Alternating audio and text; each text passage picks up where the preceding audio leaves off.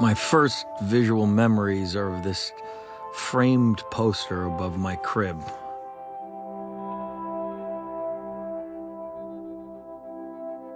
I would stare at it every night before I went to bed.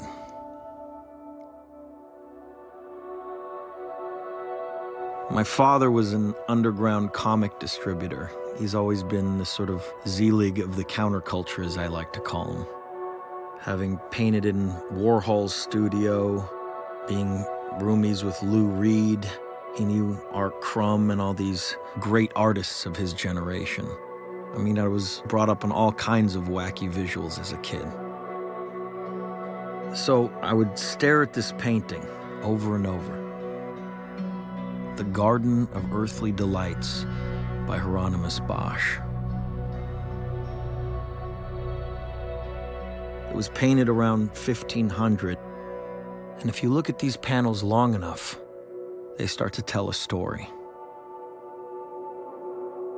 In the first panel, you have Adam and Eve in the Garden of Eden, birds flying off in the distance, elephants and giraffe, and a lot of religious iconography. The second panel is where it starts to become more interesting. The deadly sins start to infuse their way into the painting. There's overpopulation, there's debauchery and excess. And the last panel, which is the most nightmarish one, especially from a young child's perspective, is this twisted, decayed, burnt landscape. A paradise that has been degraded and destroyed.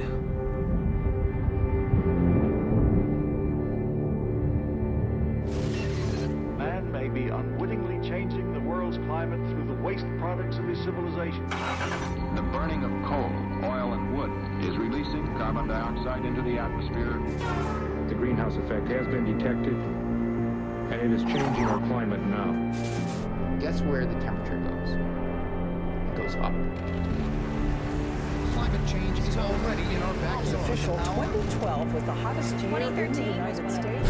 2014, 2015, Warmest year around the world. warmest year on It is record. his activities which drove mankind out of the Garden of Eden.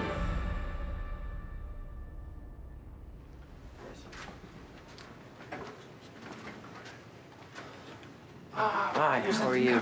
Pleasure, It's a great pleasure to see you. Here. So we can remove this. This can be Oh wow, this adjusted, is for height control. Yeah. For shorter like, leaders like this way. and taller leaders. What specific message do you think is the most important? Climate change is coming much, much faster. We have seen such extraordinarily extreme weather patterns. If you consider this vastness of this universe, this planet Earth is just a small boat. If this boat is sinking, then I think we will have to all sink together. I know that he has been a very committed and effective environmentalist. And that is why I really count on your leadership and vision. Please welcome the newly appointed United Nations Messenger of Peace, Mr. Leonardo DiCaprio.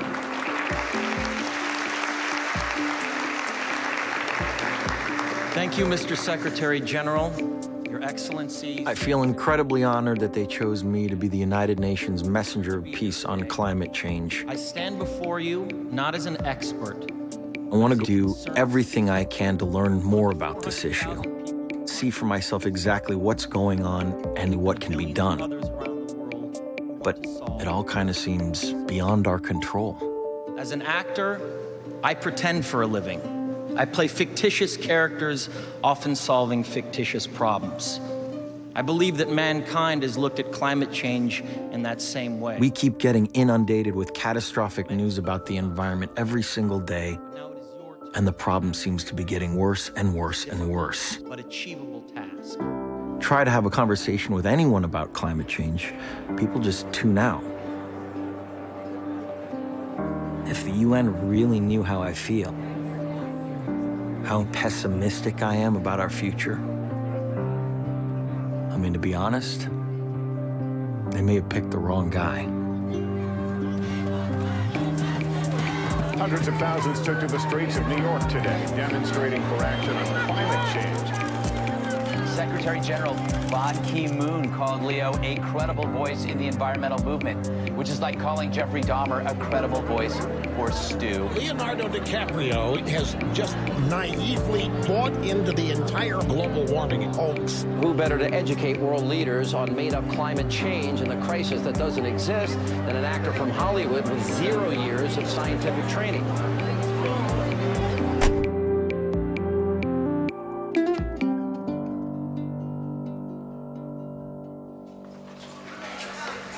How are you? I'm very good. How are you doing? Pleasure. You too. Hey! How are you, Governor? Nice to see you, buddy. Good to see you. So I just started this new film. It's set in the western frontier of the United States in the early 1800s. It's basically the dawn of the Industrial Revolution and has a lot to do with men who are pillaging the natural world, wiping species out, and basically destroying cultures in the process. Those are like buffalo skulls. Alejandro, those are crazy. Not crazy, yeah. Are these fur trappers? Are these people No, who are there's selling the people skulls? that sell the skulls, yeah. It's not embarrassing. I mean, that's crazy. And the fact that they never even reflect about it, that there's an ending to this animal we cannot use. It's insane. If you can put that in the movie, that would be unbelievable. How about this? I dare you. Okay. Hey, get to the boat! Come on, son!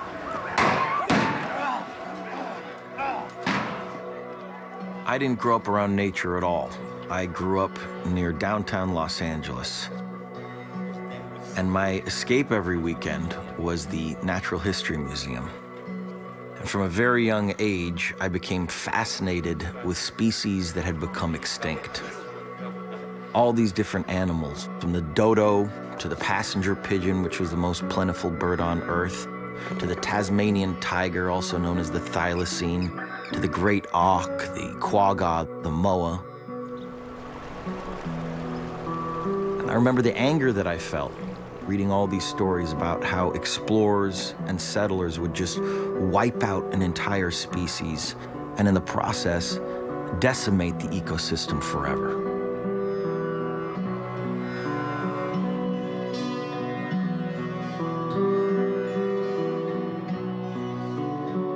The difference now is we're knowingly doing this.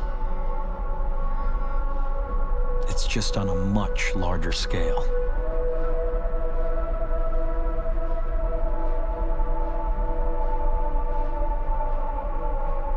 If we're going to fight climate change effectively, we have to start by acknowledging that most of our economy is based on fossil fuels.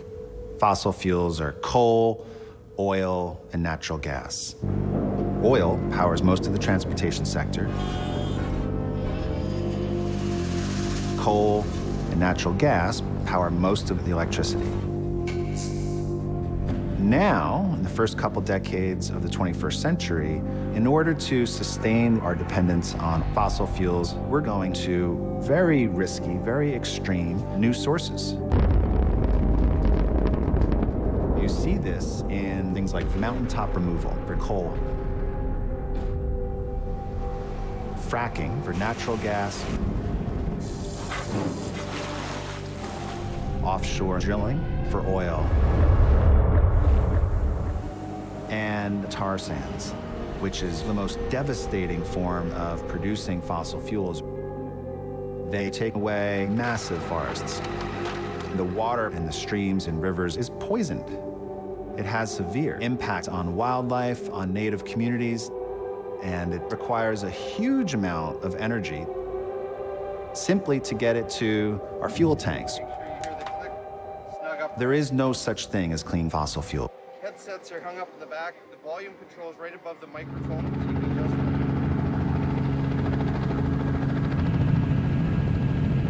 Who clear-cut all of this? There's a logging company here in town, so typically where people need the trees cut to do any development of any sort here, there's a local mill and they process all the wood. This would be all boreal forest here. would have started as a pretty small operation back in the mid to late 1960s. Different than it is today. Today we produce about 350,000 barrels a day of synthetic crude oil from this facility. There's a couple of other ones. Leonardo, there's Exxon. They have started up a new mine just recently. And then there's Shell. So those are all the black is the oil sands. Yeah, you can tell by looking at it that it is oil in it. So what happens in real time is we take this sandy oil and we wash the oil out of the sand. We just pump steam into the ground, and then as the ground warms, literally the oil drops. It just falls out of the sand, and then we're done. Kind of looks like Mordor. Like what? Mordor from Lord of the Rings. It's such a massive operation. It's mind-blowing. Now this, of course, is just our mining operation. And we'll get to the extraction operation and the upgrading operation. The in situ operation is some 70 kilometers or so away, but the plants are connected by pipelines and so on. The truth is, the more I've learned about this issue and everything that contributes to the problem, the more I realize how much I don't know. How much I don't know about this issue. The first time I ever heard the term global warming, which is what it was called back then, I was in my early 20s.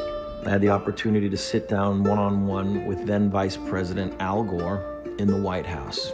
And he drew a picture of our planet on a chalkboard. And then he drew the atmosphere around it.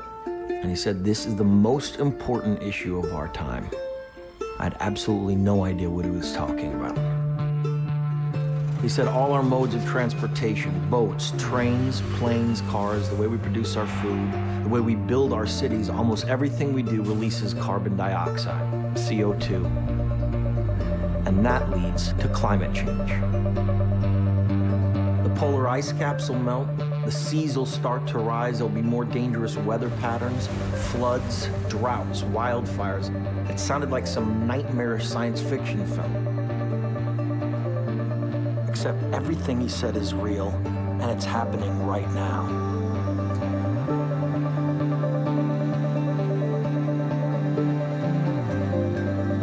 Wow. Wow, beautiful.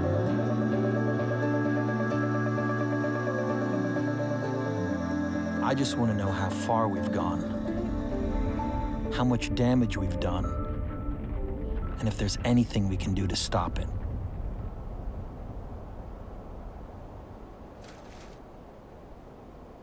You all set, mate?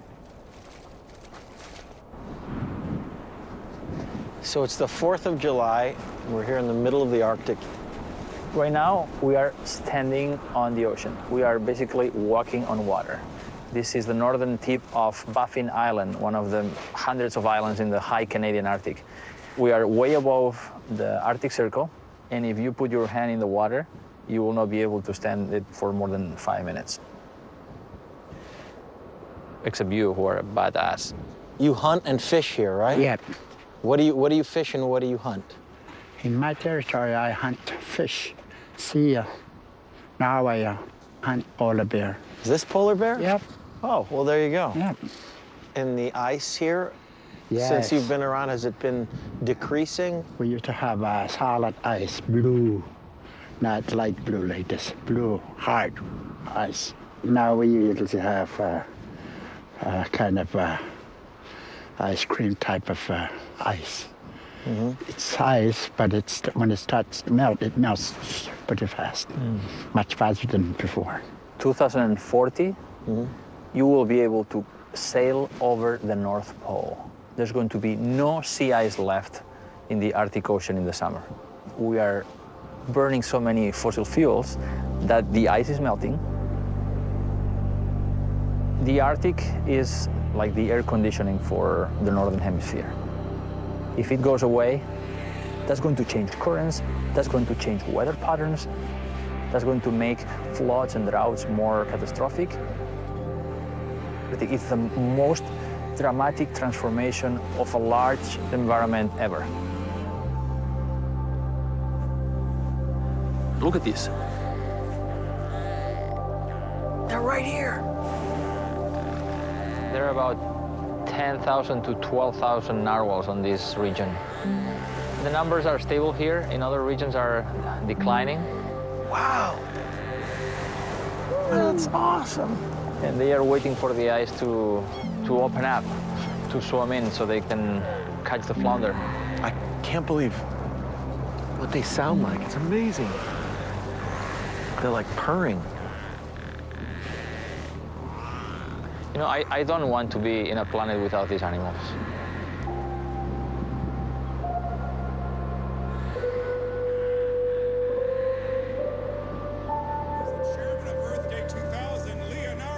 When I was 25 years old, I remember being asked to participate in this huge event in Washington for Earth Day. Temperatures are rising, coral reefs are dying, and not since a meteor hit the Earth 65 million years ago have so many species of plant and animals become extinct in such a short time. I even got a chance to interview the President of the United States. Why do you think this issue is so constantly overlooked?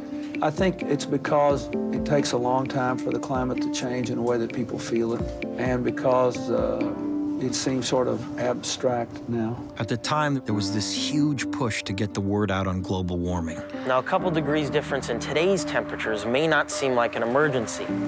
Back then, everyone was focused on small, individual actions. We all have to, bring environmentalism to the American consciousness. We all have And it boiled down to simple solutions like changing your light bulb.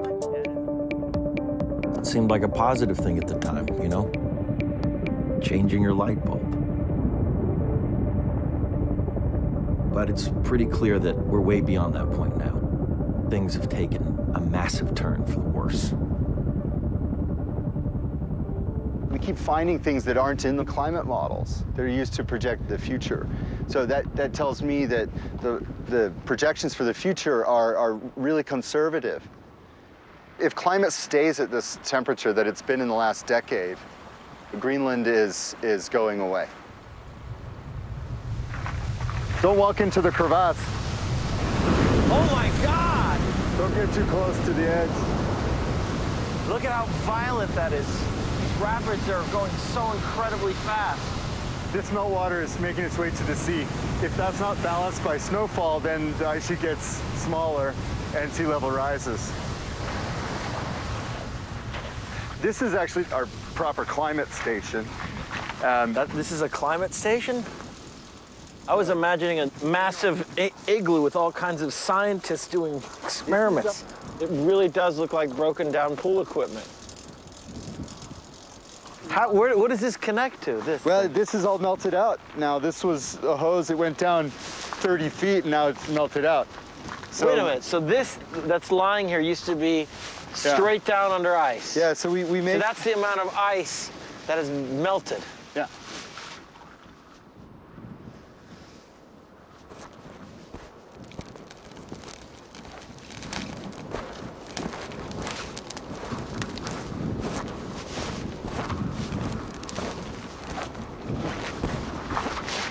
This is 5 years of melt. So this entire length is the thickness of ice that has melted throughout all of lower Greenland in the past 5 years. Right. That's hundreds of cubic kilometers of ice that's now no longer stored on land. It's gone into the sea over here.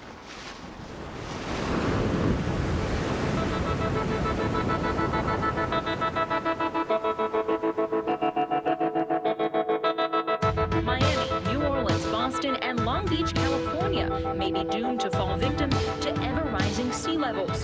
South Florida, as we know it, could be washed away by rising seas. When you look at places that are the most susceptible to sea level rise, especially in the United States, Florida is the key one. And a lot of your campaign was based on giving people an understanding of what's at risk here. We don't have the liberty, the time to debate climate change. If you don't believe in it, I always say, bring your unconverted to us, and we'll make sure you agree that there is a major problem. We have this thing called sunny day flooding. Picture on a beautiful sunny day, all of a sudden you'd see water coming up on the street. As the sea level rises, the water's coming up, backflowing into our streets through our drains. If the city is underwater, there's no future. How do you combat that? Exactly what's going on as far as prevention is concerned? We started putting in pumps.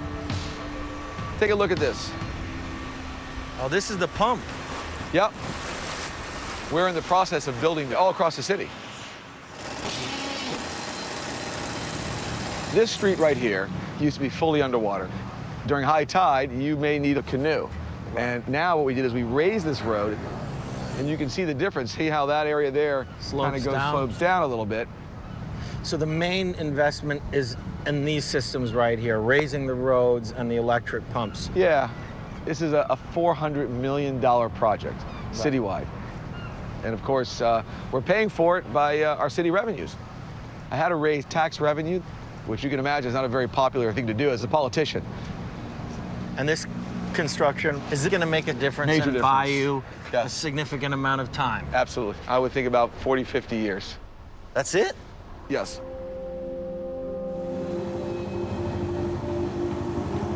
Now, one of the things I always say when people ask me, they say, well, Mayor, what about after 50 years? What's going to happen? What we have to do is come up with solutions.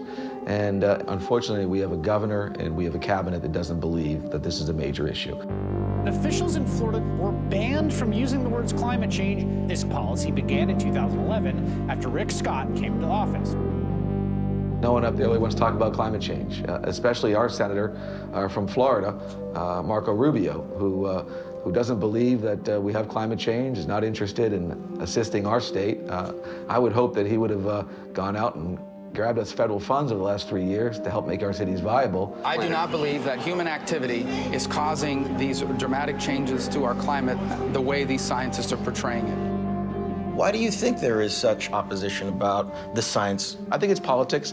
I think it has to do with lobbying and industry. And I always say one thing, Leo. I said, the ocean is not Republican and it's not Democrat. All it knows how to do is rise. Satellite data show for the last 17 years, there has been no significant recorded warming. It's supposed to be 70 degrees today. It's freezing here. Speaking of global warming, we need some global warming. It's freezing.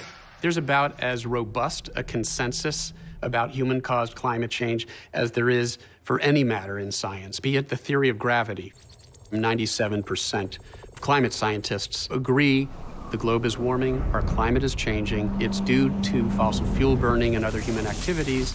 Unfortunately, we are fighting this massive disinformation campaign to confuse the public. If you look at the satellite data, we actually have had no significant warming since 1998. Actually, no warming. We've been cooling in recent years. If you actually believe that global warming is the biggest problem we face, you're the dumbest son of a bitch on the planet. So yeah, maybe you could just talk a little bit about your background, the studies that you've done. I was the classic science and math geek in high school, studied physics in graduate school a decade and a half ago. My co-authors and I started to look into climate change in the more distant past. We published a curve where there's this long-term cooling trend, and then all of a sudden, this abrupt warming that has no precedent as far back as you can go.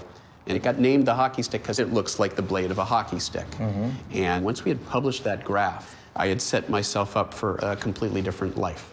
And why is that? And what did they do specifically? I was vilified on the editorial pages of the Wall Street Journal, on Fox News, that I was a fraud. Other German scientists have called it statistical rubbish. He's been called a statistical charlatan. I was being attacked by congressmen. They threw spaghetti up on the wall, and wherever it stuck is what they put in the chart. I had death threats that were actionable enough that the FBI at one point had to come to my office to investigate an envelope that had been sent to me that had a white powder. I've had threats made against my family. These folks know they don't have to win the legitimate scientific debate. They just need to divide the public. And all of that hatred and fear is, in fact, organized and funded by a few players.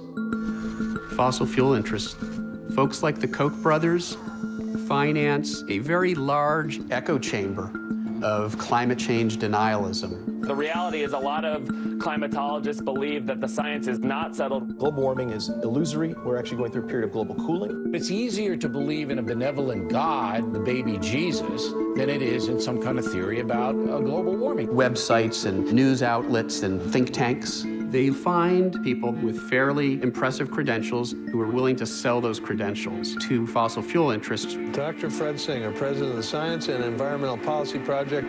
The weather balloons around the world show no warming of the atmosphere in the last 25 years. You have all of these organizations with lofty sounding names like Americans for Prosperity or the Heartland Institute. These are front groups that are funded by corporate interests.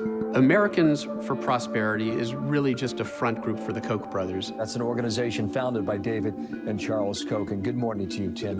Welcome here. What are you going to get for your money? We hope to see policies change. Koch Industries is one of the largest privately held fossil fuel interests in the world, and they're doing everything they can to protect that wealth. Would you give up all that industrialization? Would you give up all the productivity it has brought us, all the lives it has saved over the last 100 years so that the temperature would rise 0.5% or 1%? They've lobbied Congress. We keep hearing 2014 has been the warmest year on record. So here, Mr. President, catch this. James Inhofe is probably the most prominent congressional climate change denier. Global warming is the greatest hoax ever perpetrated on the American people. He's the chair of the Senate Environment Committee. There are some people who are so arrogant to think that they are so powerful they can change climate. Man can't change climate. It might not be surprising to learn that James Inhofe is one of the largest recipients of fossil fuel money in the U.S. Senate. Fossil fuel interests have bought our House of Representatives and Senate Environment Committee.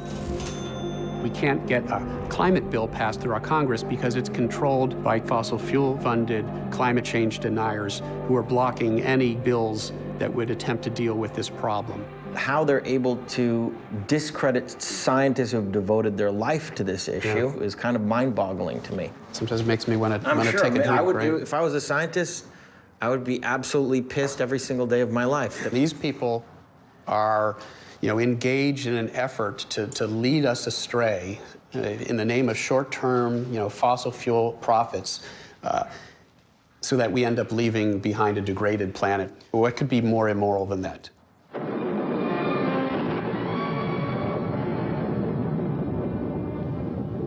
Even now, man may be unwittingly changing the world's climate through the waste products of his civilization.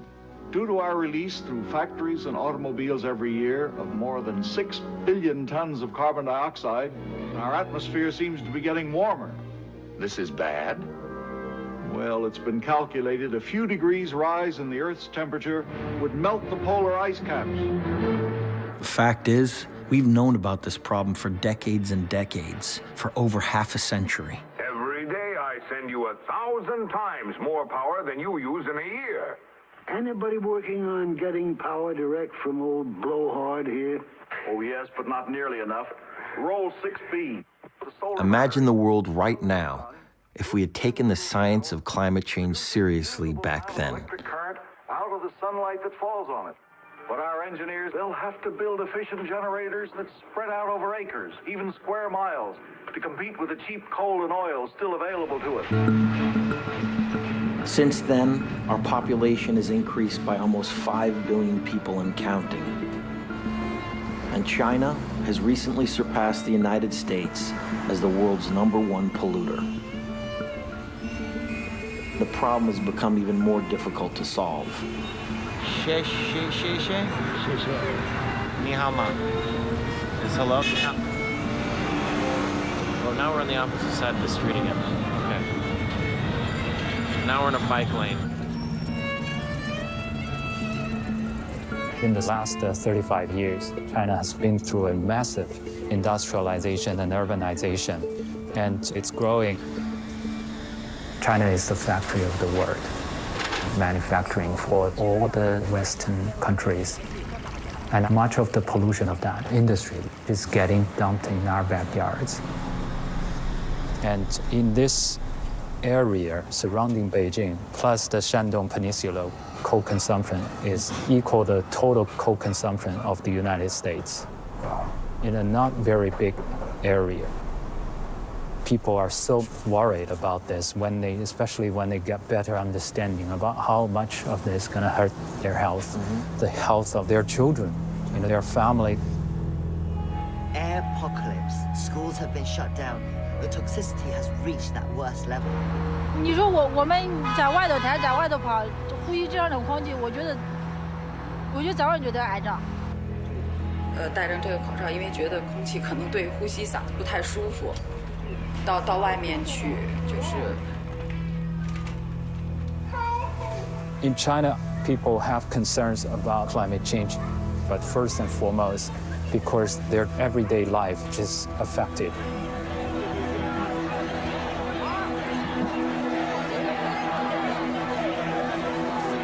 People really want to be part of the solution. Now, environmental issues have become the biggest reason for mass demonstrations. What we want to do is to hold them accountable, to have all the power plants and their emissions go totally transparent with the public and bring them under public scrutiny. So with that in mind, I've started a national pollution map database. So this is all the major factories in China, nearly 9,000 of them. Those who are in red are not in compliance with the standards. Every hour, they need to give people their monitoring data. People can check this on their cell phone and push for polluting factories to address their violations. It's absolutely brilliant. You don't allow these companies to operate in the dark. And the media is very helpful. Chinese media talks about climate change on a regular basis. On a constant basis. You give people the data, you empower the people. And this popular support have motivated China's policy of green growth. The government changed its plan for renewable energy. Is there a giant push towards solar and wind here? Is that the next step? China's got some of the biggest wind and solar companies in the world now. Even though China has some of the largest challenges, like huge population, China's going to prioritize wind and solar rather than coal. But if China can do it, then I think the rest of the world can.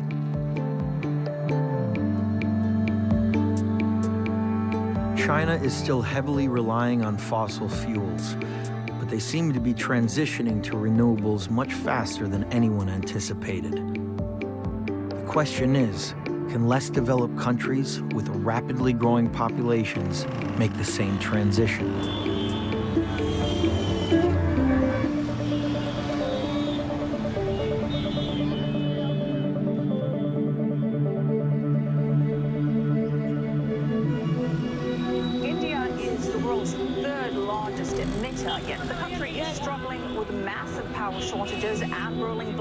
India has consistently said that its biggest priority is development and bringing people out of poverty.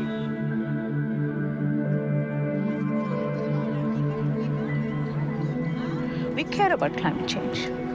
But the fact is, we are a country where energy access is as much a challenge as climate change. We need to make sure that every Indian has access to energy. From what I understood, there are 300 million people without power, without light here in India. That's equivalent to the entire population of the United States. Namaste. कैसी हैं आप? मैं आपको परेशान कर रही हूँ, मगर इनने पहले ये देखा नहीं है. जी सुनीता, बहन ये क्या करती है ये? Today in villages, Indian villages, you will find people take cow dung and they make what is known called cow dung cakes or uplas in Hindi, and they burn those. And that's their only source of cooking energy. So they will make food now.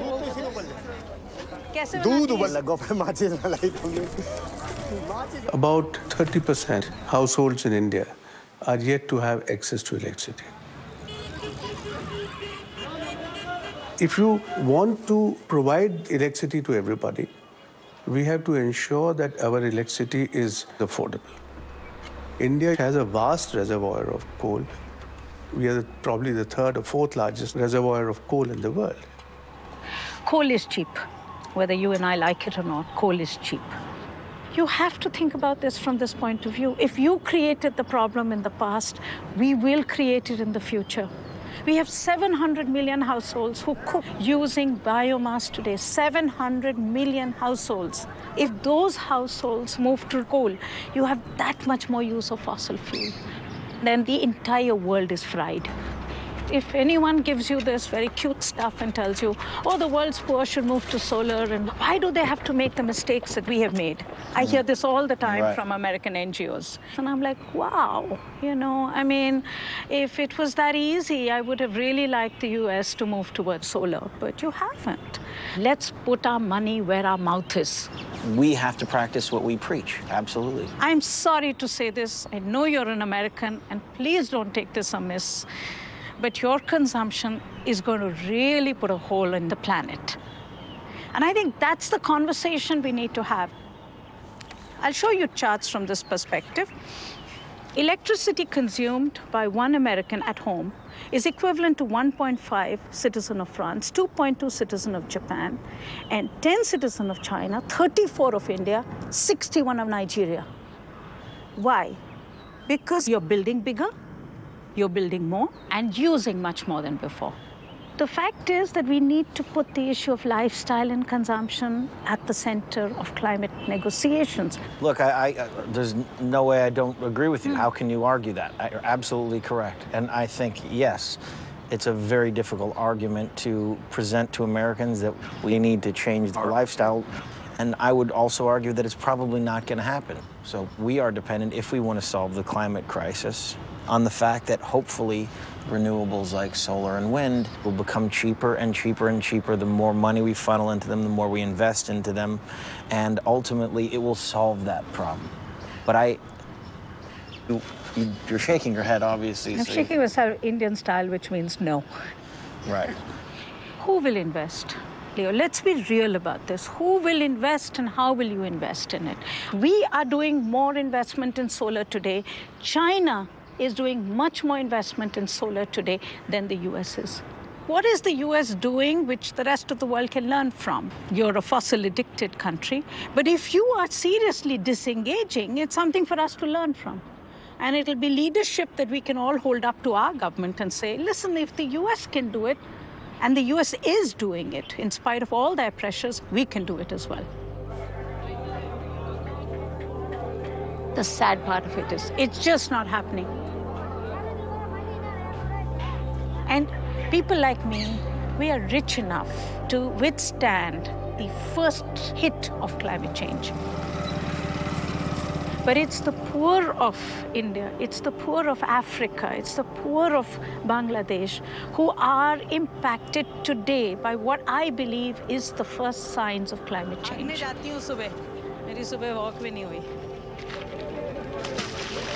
यहाँ पर क्या लगाते थे हाजी जी? जो engine लगे हुए हैं engine हाँ यहाँ प्याज भी लोगों ने लगाई है वो तो वो प्याज खराब. So February, March, which is when the crops are standing, they got half the year's rainfall in just 5 hours. Half the year's rainfall in 5 hours. So these crops are all destroyed. Yeah, destroyed. Your back is breaking doing this, and then you get one unseasonal rainfall. It's absolutely like the last straw on the camel's back. And we need countries to believe that climate change is real and urgent. It's not a figment of their imagination.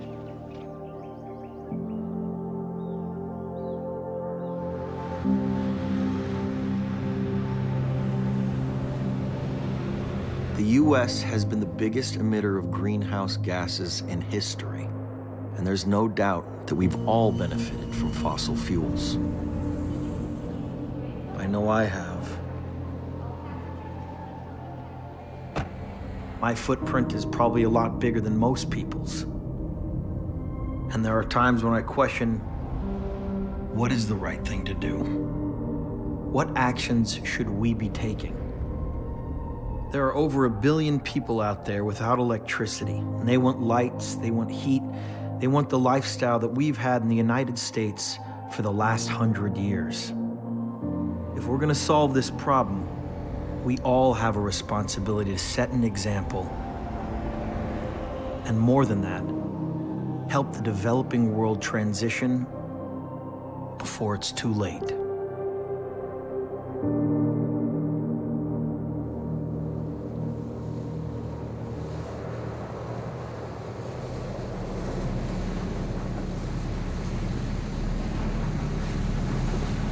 We are seeing events that we did not see in the past.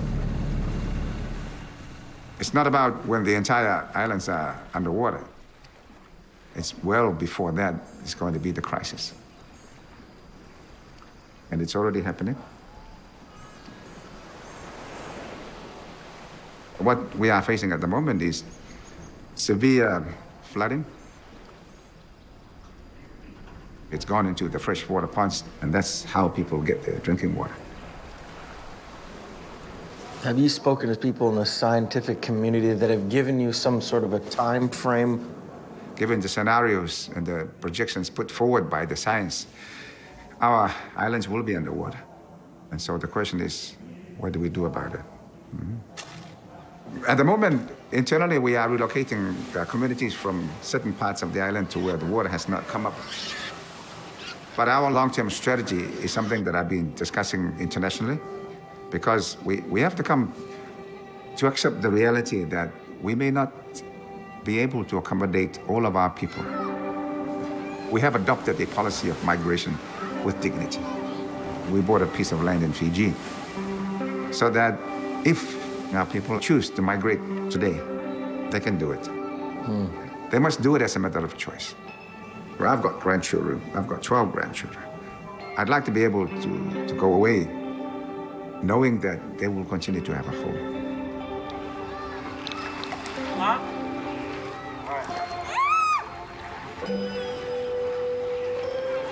Islands in the Pacific, we're paradise in peril.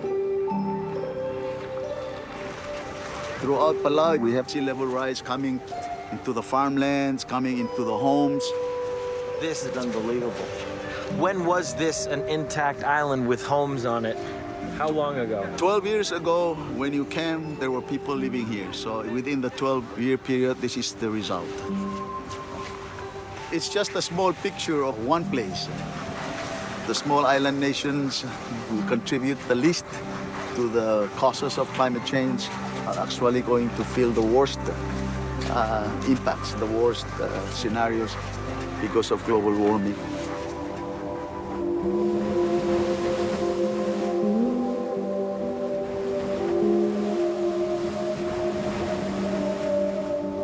What we've done to the rest of the world is just, it's criminal.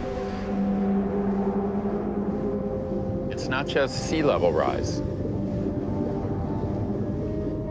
We've taken these coastal ecosystems that used to be dominated by incredibly abundant fish, and we've knocked the whole system down, reversing 500 million years of evolution. 1 billion people depend on fisheries from coral reefs for virtually all of their protein. 1 billion people.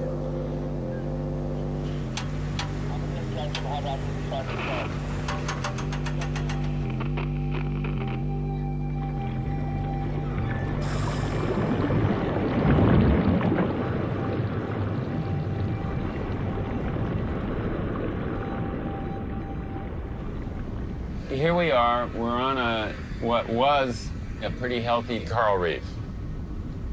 What's missing? You see almost nothing swimming around. Is this a dying coral reef? I think this reef has had it. We're pushing the system really hard, and that is a serious enemy to the health of corals and their ability to grow. It's causing loss of people's livelihoods. It's causing starvation. This is happening all over. Oh yeah, absolutely. I think reefs as we know them are going to virtually disappear. The oceans are like this big buffer because they absorb carbon dioxide. They take up about 1/3 of the CO2 that we're dumping into the atmosphere. So because of that, they are a stabilizing force in climate. The problem is the ocean can't do its job fast enough with this absurd rate of carbon dioxide emissions. You know, life isn't going to disappear in the ocean. There will always be life in the ocean, but it's not going to be necessarily the kind of life we want. We could go back to 3 billion years ago and have just a whole lot of slime.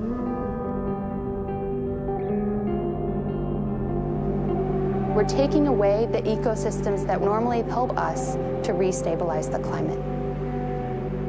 Like oceans, rainforests absorb carbon from our atmosphere. Decades and decades of the forest breathing in the carbon, storing it in the trunks and the leaves and the organic matter. So those carbon emissions are being held safe for us. Until we clear them and light them on fire, it acts like a carbon bomb and releases massive carbon emissions back into the atmosphere. Wow, this haze is intense, isn't it?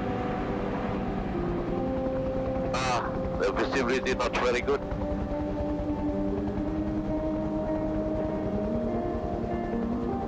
You can't see anything here. This is scary. This isn't natural, this is all fire. This is not natural at all. I've never seen anything like this. Welcome to Sumatra. There are 3 big tropical rainforest areas left in the world: the Amazon in South America, the Congo Basin in Africa, and the Southeast Asian rainforest, which spans Indonesia. In Indonesia, we're seeing fires being intentionally set in order to create palm oil plantations, which grow the cheapest vegetable oil in the world. It's in cooking oils and processed foods, in your cosmetics, in your detergents. This really cheap commodity is making companies tremendous profits.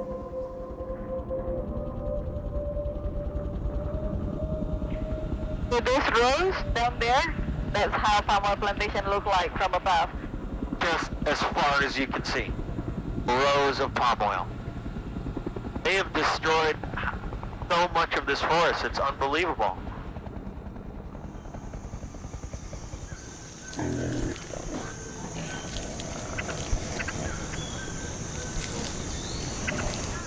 We're standing in the last place on Earth they still have elephant, rhino, orangutan, and tiger together in the wild.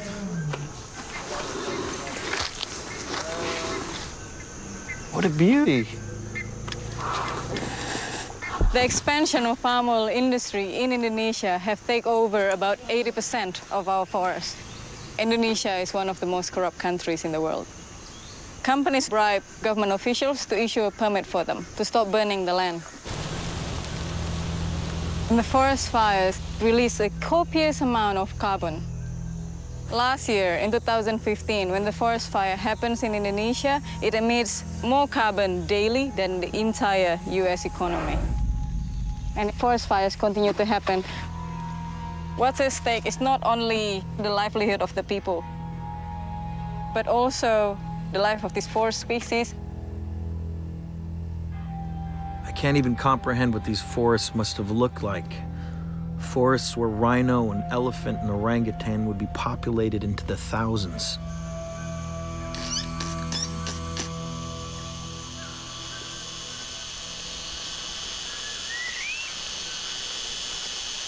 These guys are a byproduct of the forest loss because of the palm oil industry. You know, they're effectively refugees from forests that no longer exist. Wow, that's a good grip. Yeah, strong. Here, I'm gonna get you some fruit. Don't be scared. The carrot or the fruit? Definitely the fruit. That's what you guys are after, huh? There you go. Do you like carrots or not so much? Oh my God. They're amazing. Oh.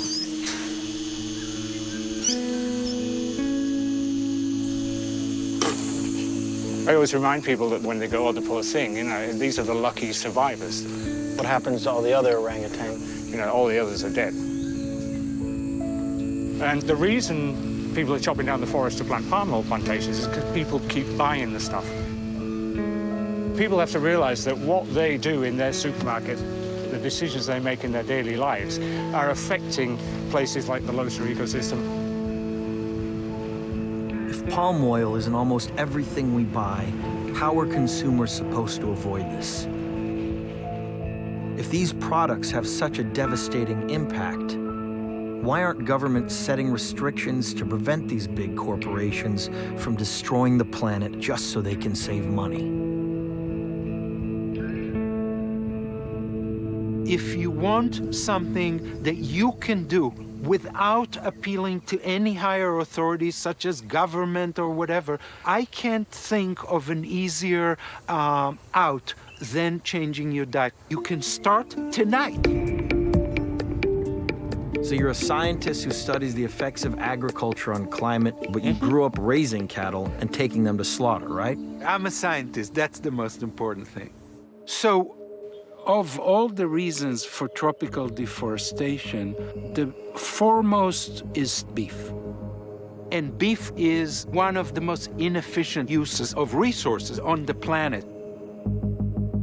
In the US, 47% of land is used for food production. And of that, the lion's share is just to grow feed for cattle. The things that we actually eat, like fruit, vegetable, nuts, it's a percent. Most importantly, cows produce methane, and methane is a powerful greenhouse gas. The way cows produce methane is they eat as much as they can, and when they are chewing, a whole bunch of methane is burped through the mouth into the atmosphere. The atmosphere has much more CO2 in it, but methane is far more impactful. Every molecule of methane is equivalent to 23 molecules of CO2. And of the methane in the atmosphere, nearly all of it is due to livestock. In comparison to emissions from other sources, what kind of percentage are we talking about come from the consumption of beef? About 10–12% of the total US emissions is due to beef. It's staggering. But it's very easy to envision a dietary shift even as minor as switching, let's say, from beef to an alternative, let's say even chicken. The chicken will require 20% of the land and 10% of the greenhouse gas emissions. And if you compare rice or potato or wheat, beef requires 50 times as much land. So even cutting the amount of beef that you eat in half or by a quarter could make a significant difference. Very significant. Do you at all think that that's even a possibility, considering that beef is so a part of our culture? Maybe not everybody's ready to eat tofu, 24/7. I get that. But even if you just have to have some flesh between your teeth, if you switch to chicken, you will have eliminated 80% of what you emit, depending on where you're coming from. Let's face it, it's fairly easy to switch your diet from one choice to another.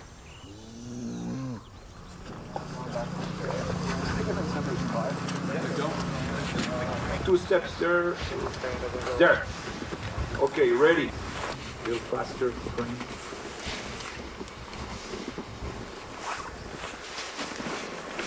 While working on The Revenant, which is about man's struggle with the elements, we shot on location in the Canadian snowbelt.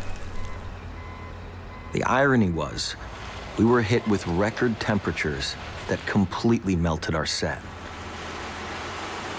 The other concern would be flooding or getting the road washed out. In order to finish making the movie, we had to relocate halfway around the world just to find snow.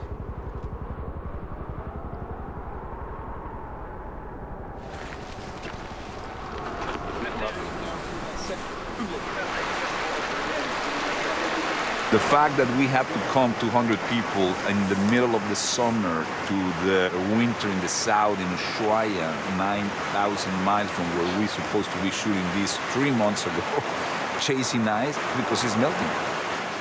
It was a very, very warm winter.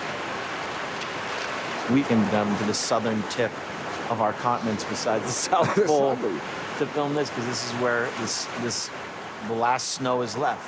I think that my point of view, I was saying to my son, I said, it's funny that it's very sad, but probably for your kids To see snow will be a super eccentric adventure. A few people will be able to see snow in the future.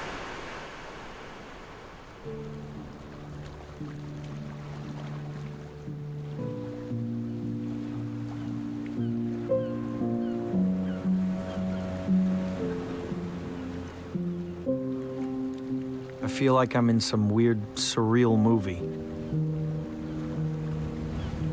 I honestly look around and I think, when I have children, everything that we now take for granted, our planet and all its biodiversity and beauty, everything in the future is going to be different.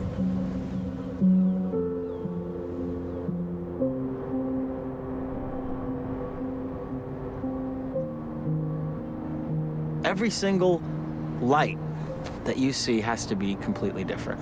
It has to come from a different power source. We need to build all those things differently. All the cars that are on the road need to be different. And this is one city, and if you zoom out onto a large map of planet Earth at night, you see electrification all over the world. And we're fighting powerful fossil fuel interests that basically want to keep doing business as usual. How can we possibly turn this all around? I mean, the fossil fuel industry is the biggest industry in the world. They have more money and more influence than any other sector. So, I mean, the more that there can be sort of a popular uprising against that, the better. But I think the scientific fact of the matter is we are unavoidably headed towards some level of harm. So the sooner we can take action, the less harm will result. Wow. Holy crap. That's a good robot. Whoa. What is your grand vision for all of this? The point of the Gigafactory is to get the cost of batteries down to the point where it's affordable. Right. Batteries are critical to a sustainable energy future. The sun doesn't shine all the time, so you've got to store it in a battery. How is this going to help developing nations that have massive populations that need to have power? So the advantage of solar and batteries is that you can avoid building electricity plants at all. So you could be a remote village and have solar panels that charge a battery pack that then supplies power to the whole village without ever having to run thousands of miles of high voltage cable all over the place. It's like what happened with landline phones versus cellular phones. In a lot of developed countries, they just didn't do the landline phones. They just went straight to cellular. And we actually did the calculations to say, like, what would it take to transition the whole world to sustainable energy? What kind of throughput would you actually need? And you need 100 gigafactories. So 100 of these? 100 of these, yes. That would make the United States... No, the whole world. The whole world? The whole world.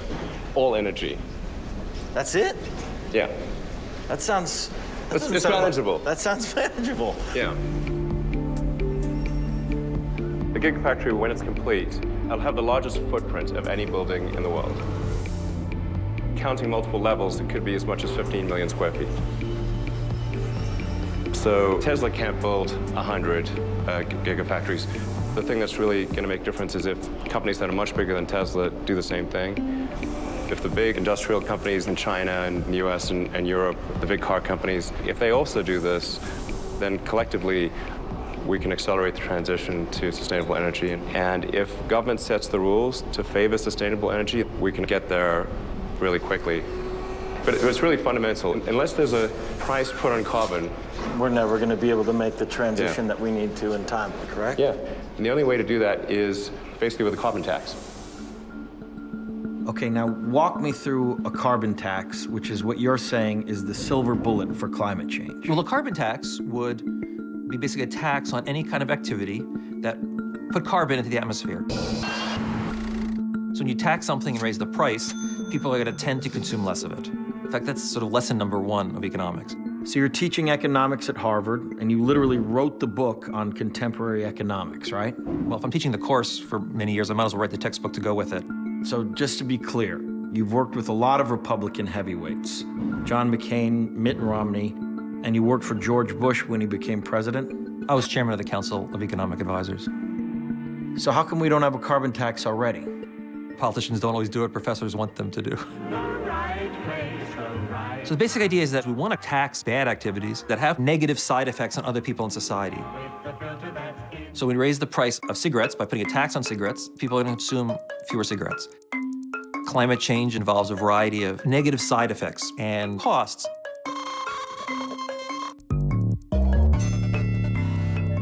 A carbon tax forces people to take account of those costs. I think trying to appeal to people's social responsibility is really very, very hard because people have complicated lives and they have lots of things to worry about. They don't want to have to think about climate change every time they do every decision. They can't. And every time you turn on your car, are you supposed to think, uh-oh, what am I doing to the climate? What a carbon tax does is it nudges them in the direction of doing the right thing. So let me get this straight. You're a Republican who wants more taxes. Well, one of the important things to keep in mind is that if you have a carbon tax, you can turn around and cut other taxes in response. For example, payroll taxes. This is a tax shift rather than a tax increase. So is it possible to ever pass a carbon tax now, given the current political situation? I mean, half the people in office still don't believe in climate change. Yes, we can. During the campaign, President Obama didn't want to say the word carbon tax because it polled terribly. If we want to change the president's view of carbon taxes, we need to change the public's view of carbon taxes.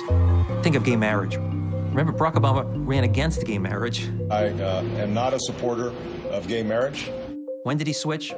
When the polls started switching. I think same-sex couples should be able to get married. Politicians, whether we call them our elected leaders, are really our elected followers. They do what the people want them to do.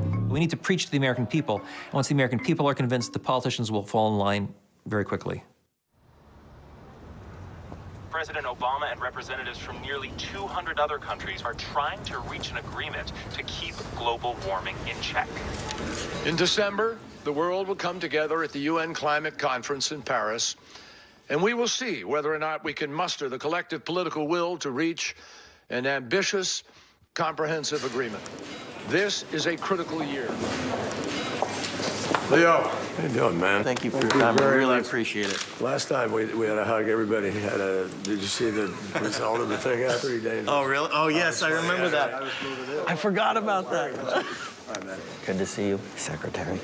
So, after decades of failed negotiations, what makes this negotiation different from all the rest? I remember the footage of George Bush Sr. saying, we've just learned about this thing called global warming. We come to Rio proud of what we have accomplished and committed to extending the record on American leadership on the environment. I mean, we had climate summit after climate summit, and we've seen so little action. Well, let me tell you why this is different, and it really is different. Last year, President Obama was able to stand up in Beijing with Chinese President Xi and announce intended reductions in emissions for Paris. Well, guess what? When the two largest economies in the world and the two largest emitters in the world stand up and make a statement like that, that's created a momentum that never existed before. A lot of things are coming together. Tragically, the full measure of the negative impact of climate change is coming together too. What's happened now is that you have mass populations that are moving as a result of climate. Climate refugees pouring into the capital. And tempers are fraying. Or you have huge fights over water, which could erupt into wars.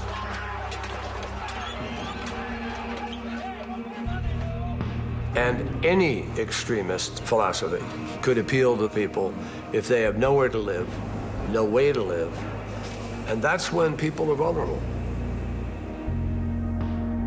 If anybody thinks I'm kidding you about that, it's happening today. And the greatest fear about all of this is leaving this planet in better shape than we were given it, and that's not what we're doing today.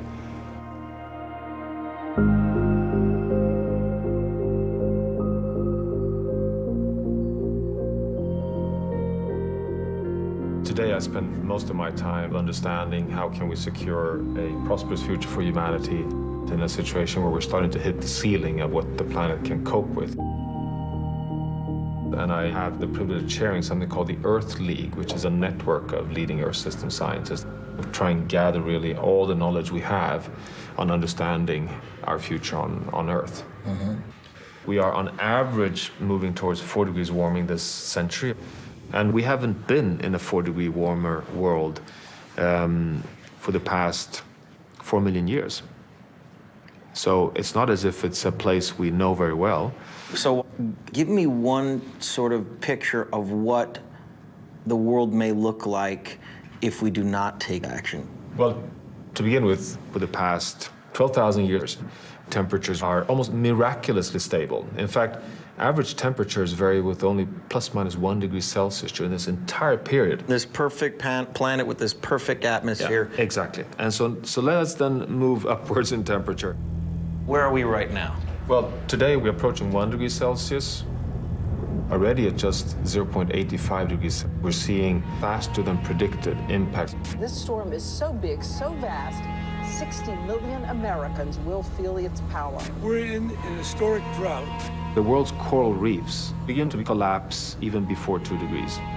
So that's predicted to hit 1.5 to 2 degrees. So already now. So that's already probably going to happen. That's already probably going to happen. At 3-4 degrees, we will have heat waves which make many regions in the world not livable any longer. Agriculture will be collapsing around the equator. That would take us beyond being able to responsibly feed humanity. What makes scientists so nervous is that we can reach a point where Earth takes over and start reinforcing warming. This is what we call tipping points, and the most obvious one is Greenland. Greenland, for the first time, is melting on its entire surface to a point where instead of being a white surface becomes a dark surface, and suddenly instead of being a cooler becomes a self-heater. Because of the fact that the ice can no longer reflect back. Just the color change. Just the color change of the ice. Yeah. Suddenly all these feedbacks start kicking in. Methane stuck under frozen permafrost thaws to a point where it starts getting released. And that in turn warms the planet even more, which releases more methane. Correct. That's if we don't take immediate action. Yes, that's business as usual.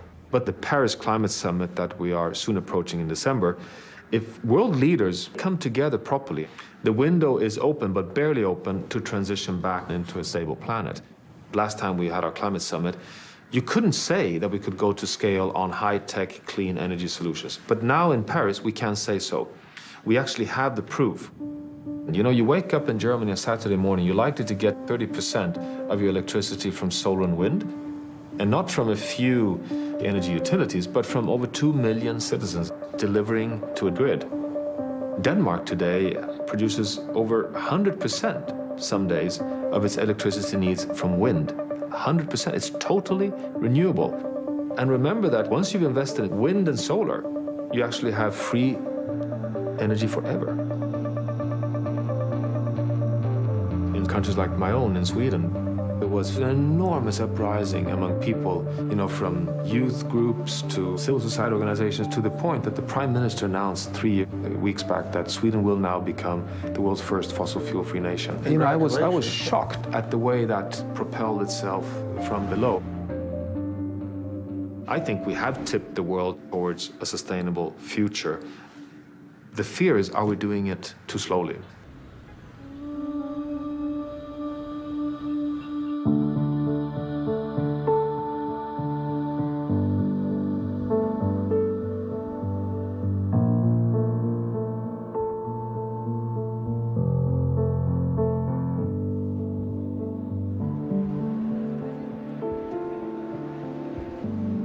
Ladies and gentlemen, you are here today to write the script for a new future. The fate of our planet is in your hands. Olive. I am a small island girl with big dreams from the island of Majuro in the Marshall Islands. Back when I was 6 or 7, my grandpa told me about how the ice in the North Pole and South Pole will melt away, and as they melt, the water will rise and soon flood our islands. This agreement is for those of us whose identity, whose culture, whose ancestors, whose whole being is bound to their lands. This agreement will help the world prepare for the impacts of climate change that are already here, and also for those we know are now headed our way inevitably. Nearly a quarter of a century of global climate talks have come to this pivotal moment in Paris. 195 countries saying they'll do everything in their power to change. Je vois que la réaction est positive, je n'entends pas d'objection. L'accord de Paris pour le climat est accepté.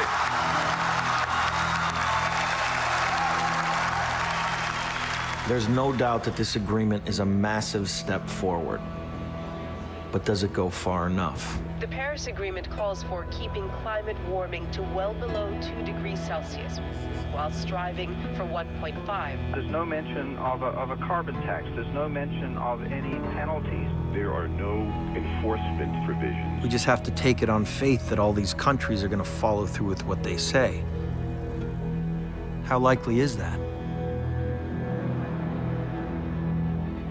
This is an unattainable deal that Congress has already voted to reject.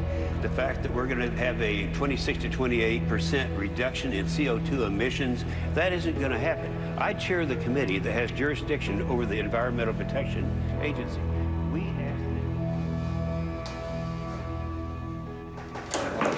Hey, man. Good to see you. Thank you so much. much. You all right? Absolutely. All right.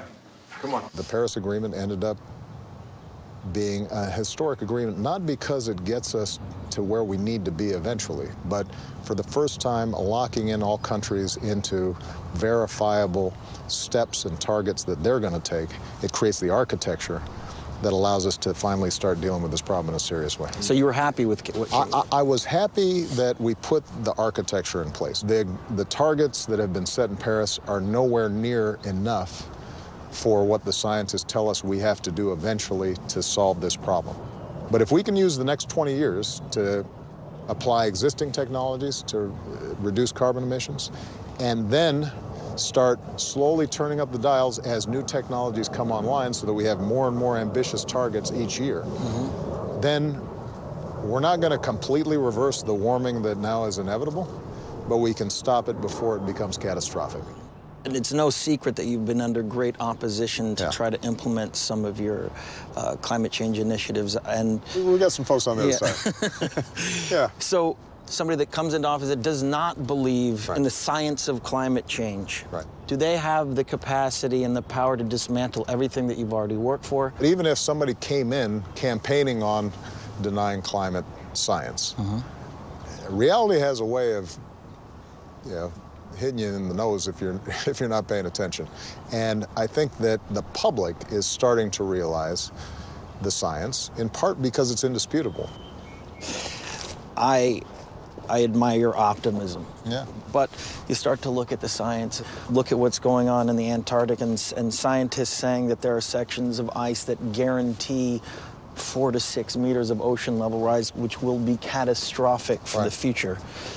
You are the leader of the free world. You have access to information that most people do not. What makes you terrified for the future? A huge portion of the world's population lives near oceans. If they start moving, then you start seeing scarce resources the subject to competition between populations.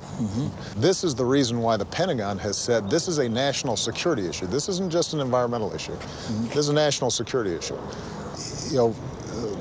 In addition to just the sadness that I would feel if my kids can never see a glacier the way I saw when I went up to Alaska.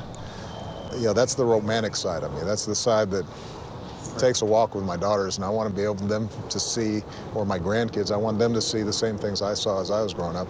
Even if you were unsentimental about that, in very hard-headed terms, you've got to worry about the national security implications of this and the capacity for the existing world order as we understand it to survive the kinds of strains that the scientists are predicting without action.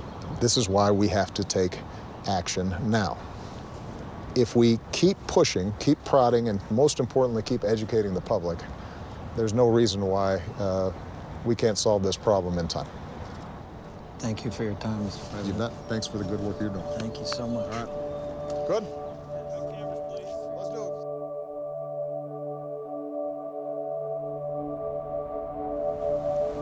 it. I realized that as a science community, we have not done the best job, frankly, of communicating this threat to the public.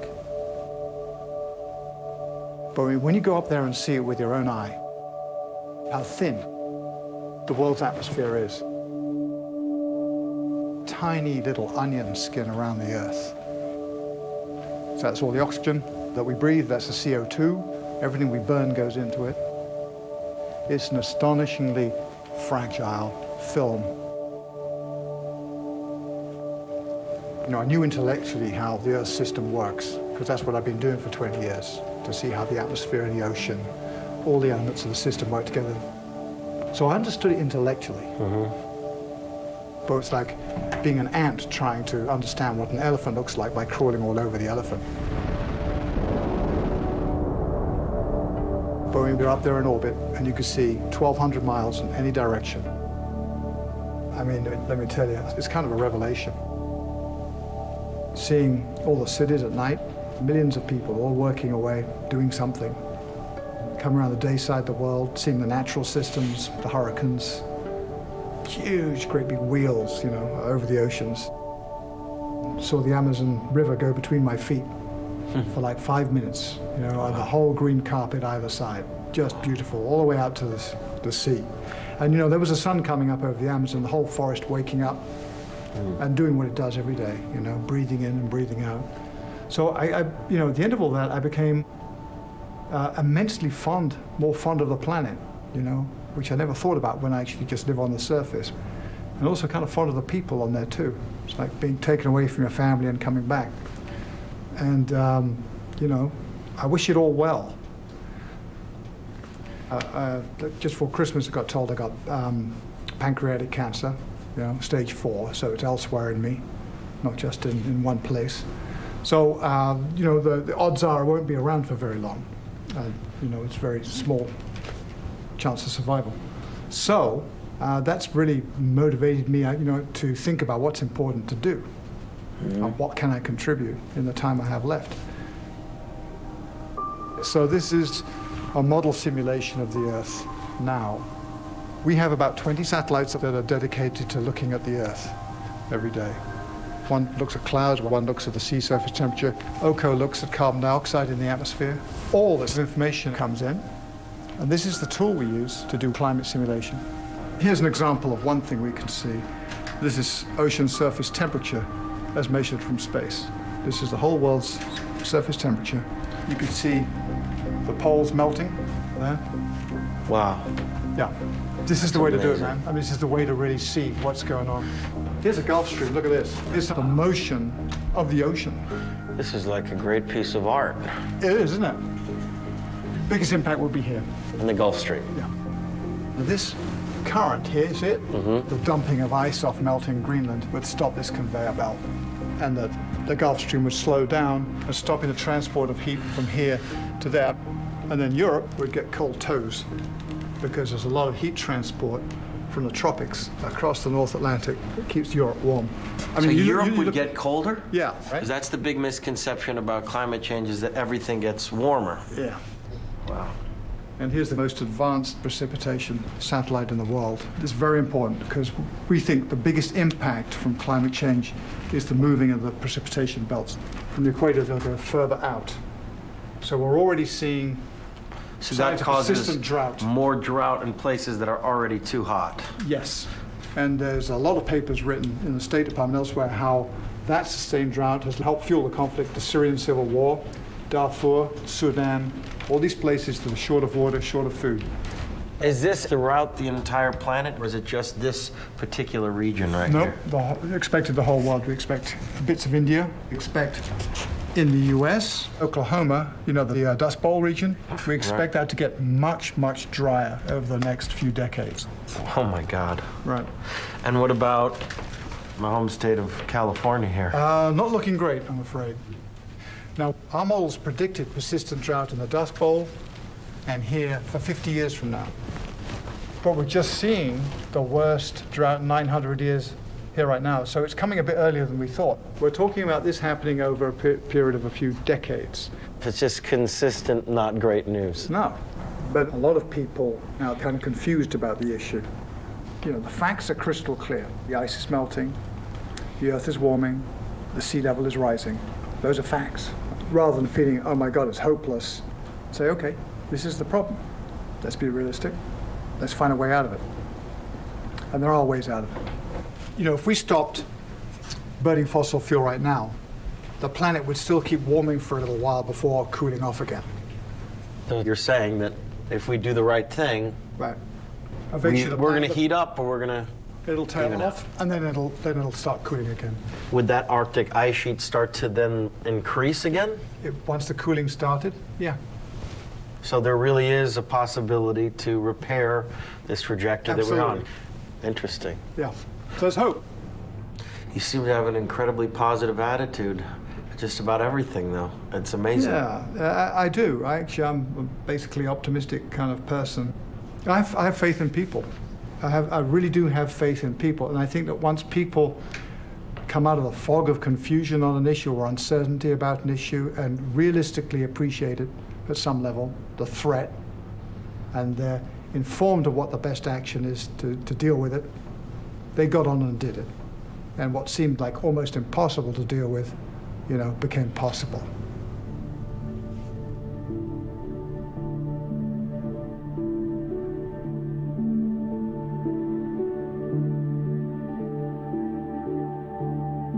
I still think a lot about that picture that used to hang above my crib.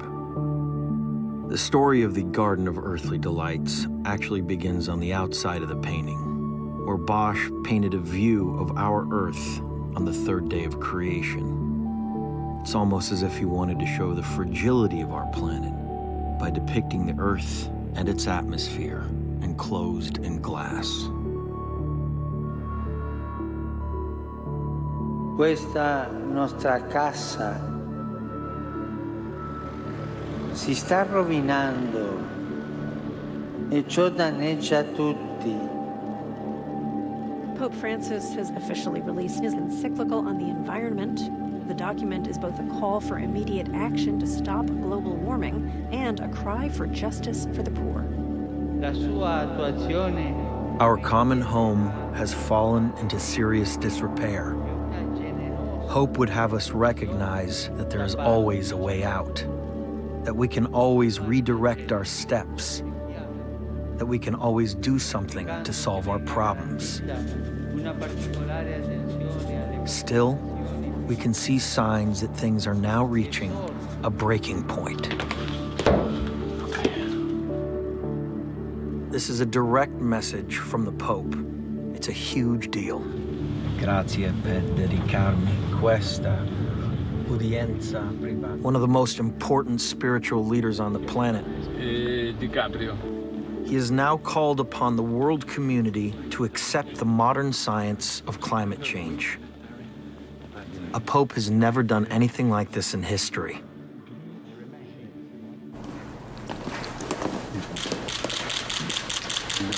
Sua Santità, grazie per dedicarmi questa udienza privata con lei. Being able to spend time and sit with the Pope was a pretty profound experience. This is a book, Hieronymus Bosch's, was hanging above my crib as a young boy.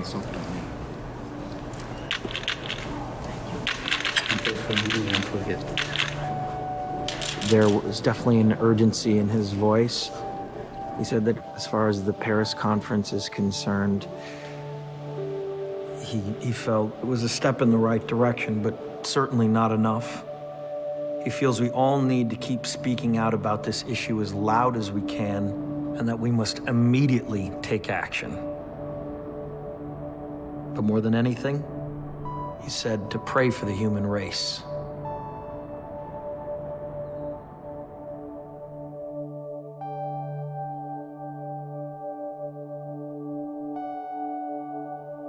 After everything I've seen, it's become pretty obvious that we're no longer living in that first unspoiled depiction of Eden.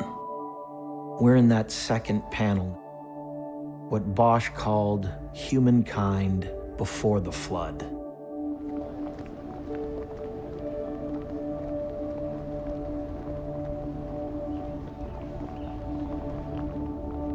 And what haunts me the most is that last panel, the one with the charred, blackened skies, a planet that we collectively have left to ruin.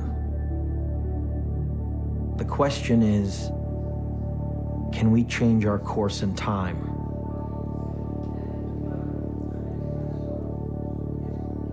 Now, if this was a movie, we could write the ending of this script and we could figure a way out of this mess. But real life doesn't work like that. And we can't pretend that we know how this is going to end. The only thing that we can do is control what we do next, how we live our lives, what we consume, how we get involved, and how we use our vote to tell our leaders that we know the truth about climate change. The last speaker for this signing ceremony is the Academy Award Best Actor and the United Nations Messenger of Peace, Mr. Leonardo DiCaprio.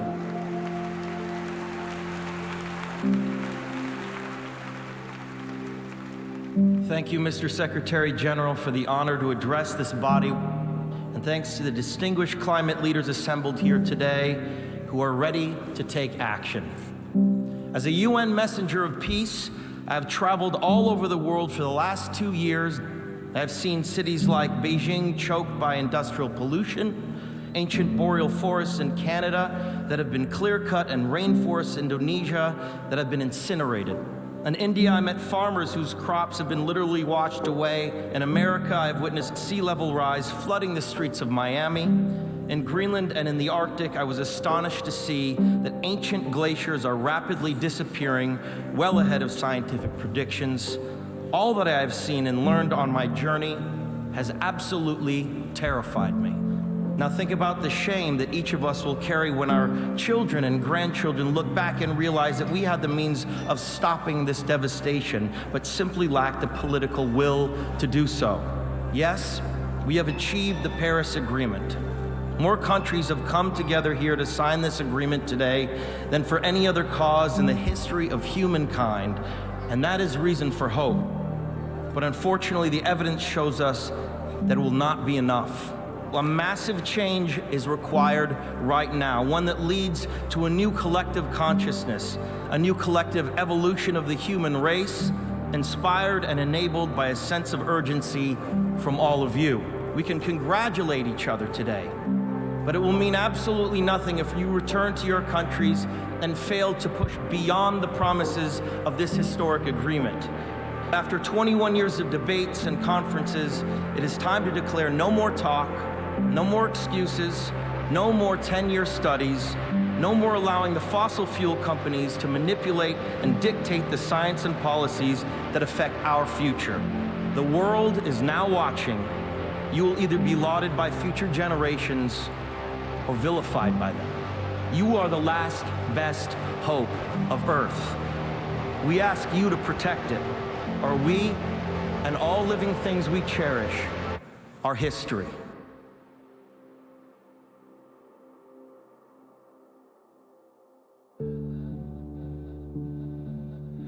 We wait, we pray for the rain, for the rain, for rain to wash away.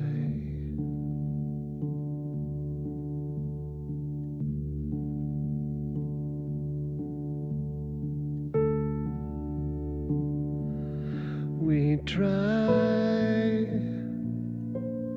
deny, to believe,